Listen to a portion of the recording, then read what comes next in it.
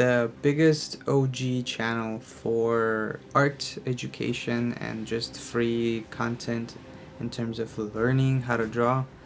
Sycra is channel is either about to be deleted or has been already deleted. I'm still trying to figure that out. I think it's still being updated, but basically their channel was hacked by someone, and that kind of happens a lot these days. I'm not gonna lie, I've seen a couple of other big channels that have problems with that.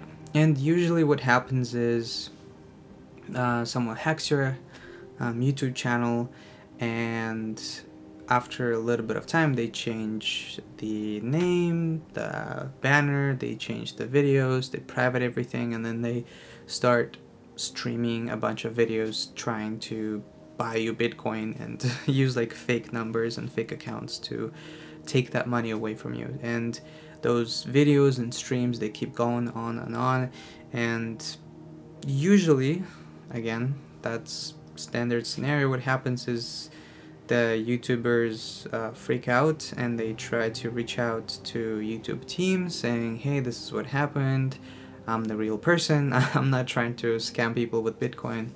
And then they reach out to YouTube on Twitter sometimes, and they try to restore the channel, and in most cases that's what happens, you get restored.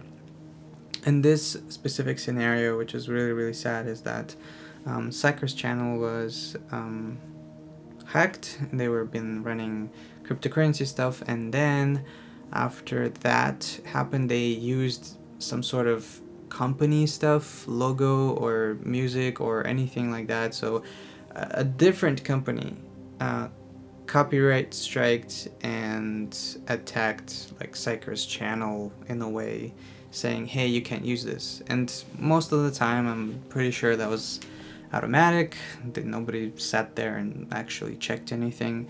And I think that's just one of those things that's really sad, is that your livelihood and your tutorials and videos and pretty much anything, even bank accounts sometimes, everything is done digitally, everything is done by a computer automatically, and nobody verifies and checks anything. It's kind of like they make a protocol for whatever reason. They say, well, this is probably the most case scenario, we should be doing this. 99% of the time that protocol works, but that 1% of people get screwed over really hard, and there are different ways to combat this, but at the end of the day, there sometimes it's not your fault. So Sycra's, it wasn't his fault, technically speaking, and I'm sure that if a YouTube representative and that company who copyrighted Sycra, and Sycra sat down for a minute, maybe two, just explaining the situation, they would have revoked the copyright claims, like all of them. But yeah, so this is like the saddest part, is that that's what happens these days. Another case that I remember was a really huge Japanese artist. I cannot remember his name, but he had a really huge channel, like almost 1 million subscribers, and he would provide really good content for YouTube education.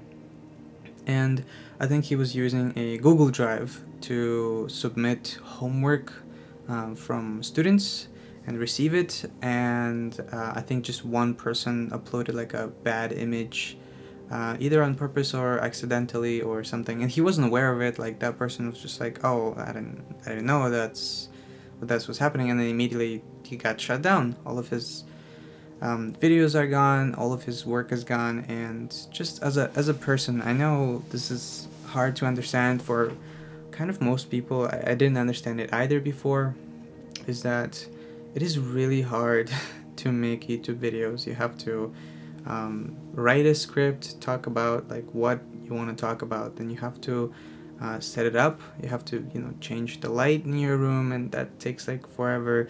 Then you have to record everything, then you have to figure out which parts are important, which ones are not, then you port it to your computer, which takes like even longer. Like for example, a video I made before this was on Procreate Dreams. I think it was 120 gigabytes of a video footage that I had to compress and make it down to like about 30 minutes or less, hopefully. And just sitting there editing everything is another like a day or two, and I'm sure I could be more efficient with it, but that's besides the point. I think what I'm getting at is you as a creator put so many hours and effort into making something, and a lot of the time you don't get paid much. Like you don't get paid for your time at all. I've made a video recently that I spent like a week on, and then I made like my favorite part is when YouTube gives me 0.005 cents. It's like less than 1 cent, you know? Like here's a cent, a quarter of a cent. Here, that's your money for the week. Like this is your allowance. Like, yeah, thanks, Dad. But that's just very frustrating.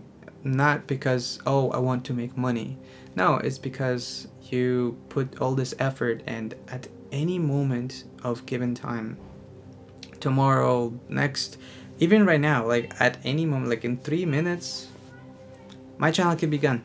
I wouldn't know about it until I open my app, and I wouldn't be able to log in. And that is one scary thing, is that some people, they spend their years building and building content. For Sycra, it was over 15 years, and you know, he was making really good videos, and maybe they're not like the best videos on the planet, maybe it's not the best thing in the world, but it's still part of history, part of YouTube, part of education, and a lot of people were inspired and they went off and did a different thing. Another example is Holly Brown. She was very OG old YouTuber from art space. She was a little bit edgy and people were complaining about her and very, very angry with videos, but I watched every single video. And now, for whatever reason, I think Holly Brown got hacked again. That was back in the day. It was over probably 5-10 years ago. But that was one of those things that they just got hacked. Their channel got deleted. All of the videos are gone, and that's just scary. And you might say, hey, well, Tamil, why not just keep all your videos privately so that in case anything happens you can re-upload it? Well, that's one of those things, is that to keep such big files you have to either pay or really have a big hard drive, or you know, have a space for it. And I personally don't have space. I don't want to invest into a computer that will allow me to store so many videos. Some of those videos I made like 3 years ago, and I wouldn't know what to do with that. All those videos, like I don't need them. And then you could say, oh, well, not just, you know, have a backup channel. Well, that's also a good idea, but at the same time, YouTube compresses the videos, so keeping it it's not really a good way to keep your creations like that. Because again, YouTube could be shut down tomorrow, like the entire YouTube, not just your channel. So and any other Vimeo, I know a lot of people are gonna say, well, Vimeo is an option. You have to pay for specific tiers of how much data you can store. From what I remember, it doesn't just let you upload whatever like YouTube. They have better quality for their videos, but at the same time it's a lot more complex, and they actually charge you money once you hit a specific threshold. And that's just one of those things in life that you just have to think about every minute. Now as a creator, is just none of your fault, and YouTube just can yoink your entire existence, and there's no way to return it. And I think that's just one of those things that I wish we could work on in this digital age, is why not just store that stuff. and in a way that, you know, if something is deleted, let's say a channel is deleted, why not YouTube just kind of keep that footage, that information for like a year?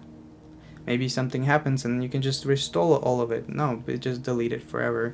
And that just kind of is insane to me. But I know I'm rambling a little bit and I'm all over the place, but I think that's just one of those things is I wouldn't know what to do if I lost all of my videos, because some of them I've made like 3 years ago, 4 years ago, and I've worked really hard to make them.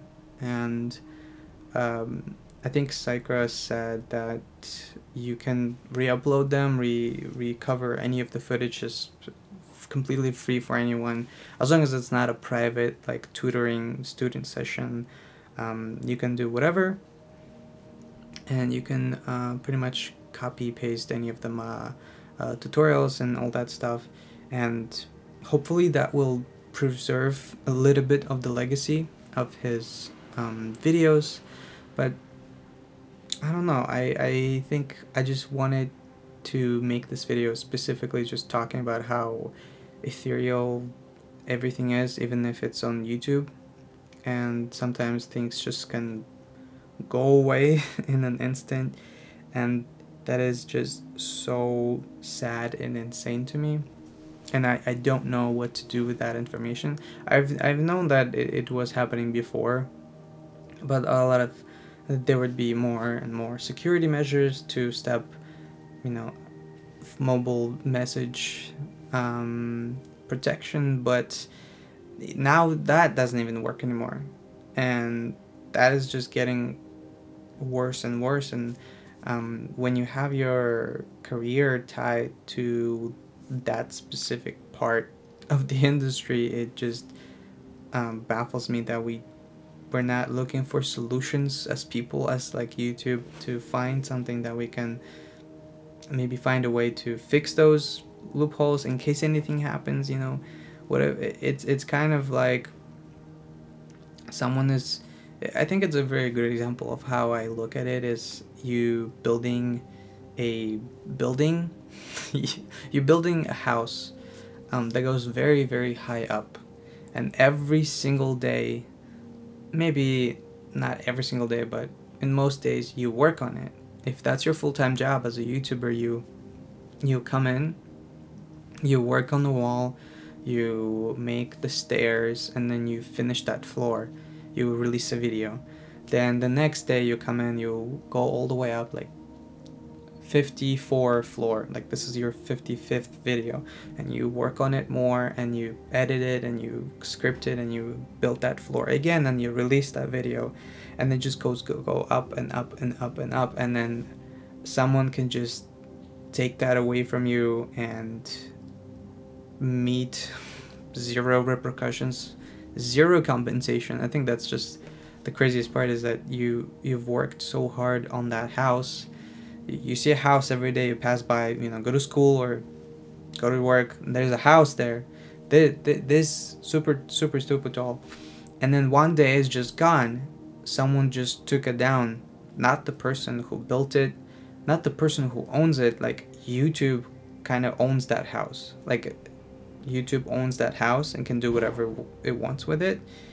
And at certain point YouTube just comes in and says, like, well, I don't like this house, you don't deserve it. I mean, I know that's not what YouTube is saying, but they can just destroy it. And then if it wasn't your fault that that house was destroyed, YouTube is not going to pay you for anything. YouTube is not going to compensate for any of the work you've put. YouTube is not going to apologize. There's just no repercussion. And I think that's just one of those scary things, is that there are no consequences to anyone involved. You could be in your own space working really hard to build that house, and then YouTube just doesn't have any consequences when it's gone. The person who hacks your channel most likely doesn't feel, you know, gonna face any consequences. They probably used a VPN, or they used like a really advanced protection hacking technique, and they're just gonna move on to the next thing, and they got their Bitcoin money, and they're gonna, live in Hawaii and go casino or something. I don't know. I don't know what people do in Hawaii. I don't go outside. I'm just sitting inside all day. But I think that's just one of those things that I wanted to let it out of my system, because that is just so unfair and really sad, and I really hope that it will happen less in the future. But no consequences for anything is really scary when it comes to companies. And I know that we're just creators, and there's gonna be a million more. If my channel gets deleted, there's gonna be a million more people coming in the next second trying to take my place. And I totally get that. I understand that's what the game is.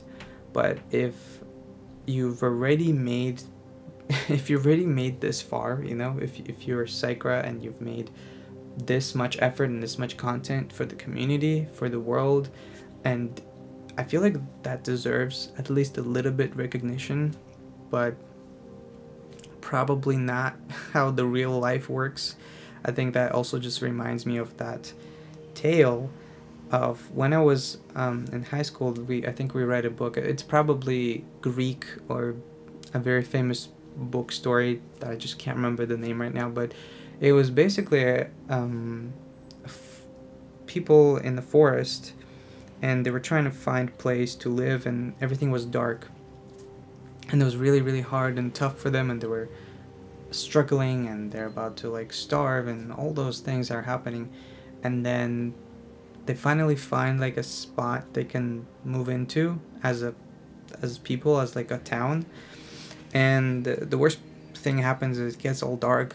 It gets worse and worse, and they're about to be endangered because it's in the forest, it's dark, they're gonna be eaten or something. And so as the last minute resort, the guy who's leading them, the guy who's been helping everyone, the guy who's been trying to achieve everything for everyone, he rips his heart out and lights it and uses it as a light to guide everyone. And as they reach the new place, the new paradise, he falls, and they just stomp on his heart, and they just walk over him without saying thank you, without acknowledging this is what he did for everyone to be alive. And then they just start living in that new town and don't even remember his name. And I think that's just it's probably the nature of adult life, probably the nature of life in general. But that just reminds me of that. Like, you can spend 50 years of your life putting effort into art education, YouTube, maybe work at a company, maybe build a whole town, but nobody will acknowledge you for it.